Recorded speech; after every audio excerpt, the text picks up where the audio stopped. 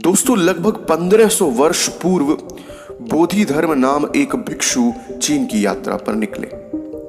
अब वहां का राजा था वू।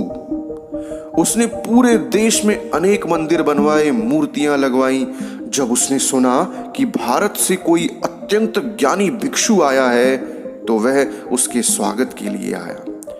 बोधि धर्म से पहले भी जितने भी भिक्षु चीन आए, सभी ने राजा वू से कहा, तुम अत्यंत धार्मिक हो, बहुत पुण्यवंशी हो, स्वर्ग में तुम्हारा स्थान सुरक्षित है।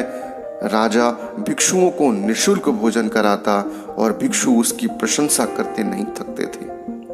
राजा को लगता था कि उसने पर्याप्त धर्म कर्म कर लिया है और इसके बल पर न केवल इस भौतिक लोक में उसने पर्याप्त लोकप्रियता हासिल कर ली है, बल्कि मृत्यु के पश्चात परलोक में भी वह स्वर्ग का अधिकारी बनेगा। जब वह बोधि धर्म से मिला तो स्वागत की औपचारिकता पूर्ण करने के बाद उसने एकांत में बोधि धर्म को बिठाया और उनसे पूछा, मैंने इतने मंदिर बनवाए, मूर्तियां लगवाई, इतना धर्म कर्म किया, तो इससे मुझे क्या मिलेगा?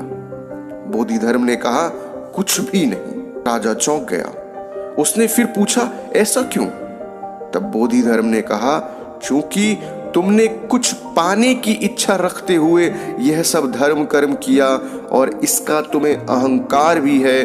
फल पाने की आशा से किया गया कर्म पुण्य कर्म नहीं होता। वो ने प्रश्न किया, मुझसे मिलने वाले सभी भिक्षु तो स्वर्ग में मेरा स्थान सुरक्षित बताते हैं और आप विपरीत बात कर रहे हैं। बोधि धर्म ने जवाब दिया, चूंकि भिक्षु तुम्हारा खाते हैं इसीलिए तुम्हारी प्रशंसा करते हैं। धर्म के नाम पर तुमने जितना कुछ किया उसका धर्म से कोई लेना देना ही नहीं है। धर्म का संबंध इससे है कि आत्मा कितनी परिवर्तित है।